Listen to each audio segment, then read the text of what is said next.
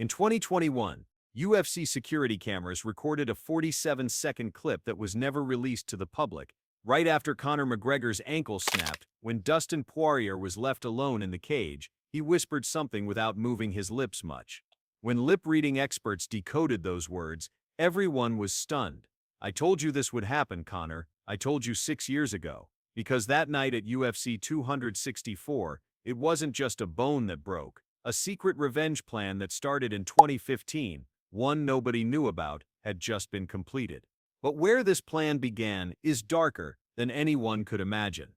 Friends, if you think Dustin Poirier is just a technical boxer, you're making a huge mistake.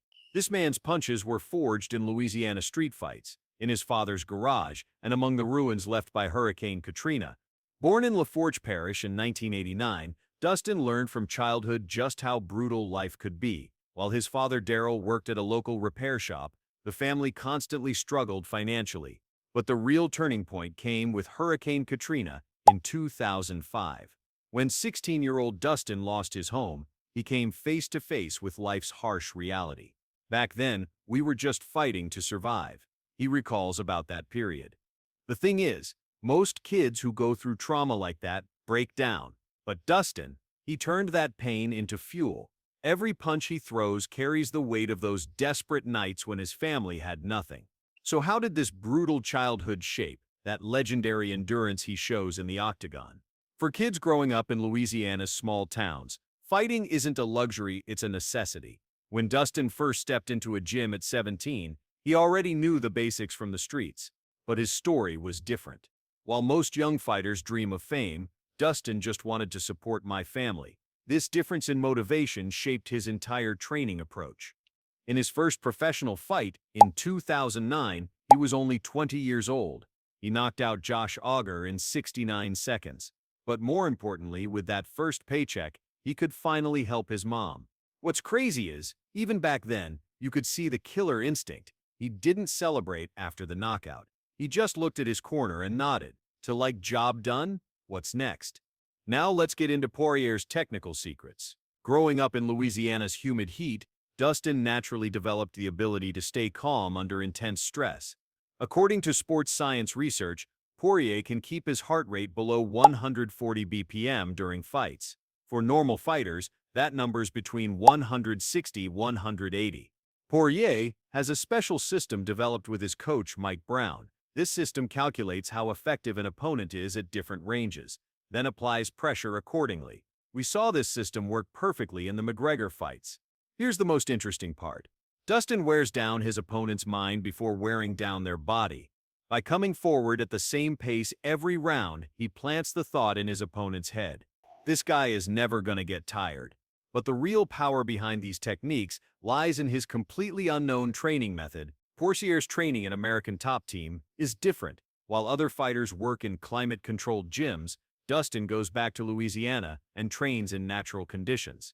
This Bayou conditioning system works like this: 45 minutes of non-stop sparring in 90% humidity at 95 degrees Fahrenheit. Under these conditions, the body works 40% harder than normal conditions. A Stanford University study showed that this type of extreme conditions training increases cardiovascular endurance by 23%.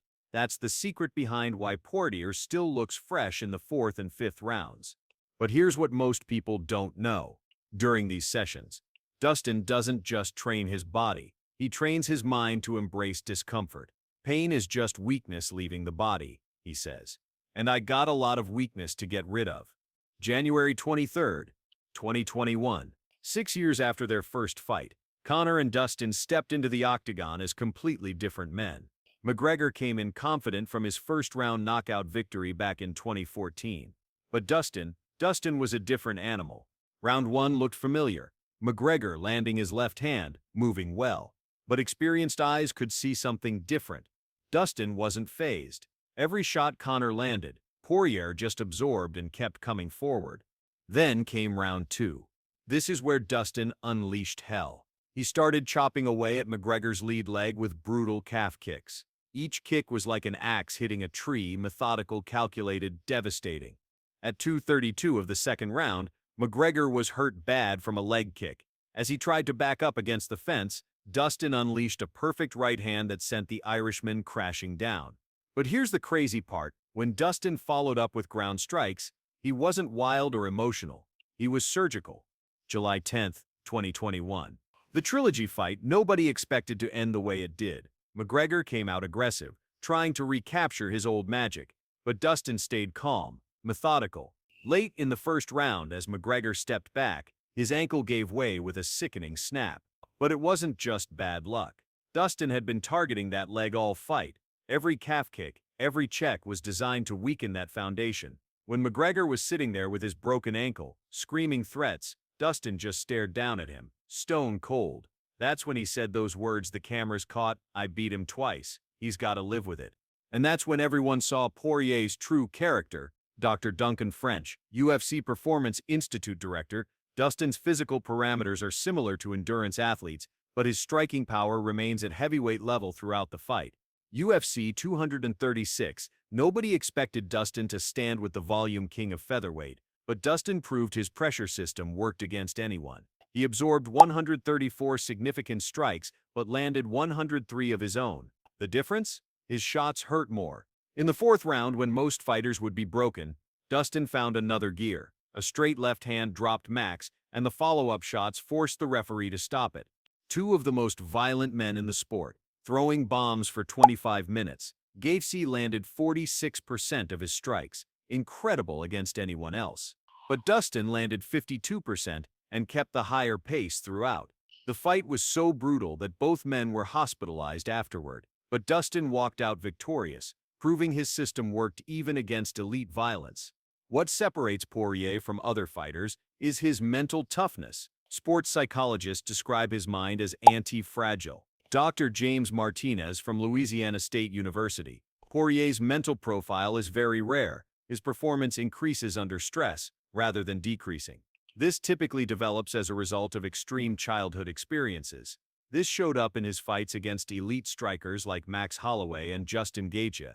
The harder his opponent hit, the stronger Poirier came back. Outside the octagon, Poirier's most important identity is actually being a philanthropist through his Good Fight Foundation. He's launched dozens of projects in Louisiana, never forgetting the hardships he faced after Hurricane Katrina. Dustin especially helps families affected by disasters. He's raised over $500,000 in donations so far. This explains his fighting motivation too. He's not fighting for money or fame. He's fighting to actually change things. But maybe the most surprising thing is, at 36, Poirier is still fighting at the top level. His recent knockout of Benoit Saint-Denis in the second round showed he still has unfinished business. The UFC lightweight championship belt is his only missing piece. Potential fights with Islam Makhachev or new contenders still generate huge interest. But Dustin isn't just a fighter anymore. He's Louisiana's pride, a role model, and a character writing his own story. Friends, that's Dustin Poirier's story, a journey filled with hardship but inspiring nonetheless, from Louisiana's swamp towns to the top of the UFC. He showed us that real strength isn't hidden in physical abilities, but in a spirit that never gives up. He didn't earn the diamond nickname for nothing.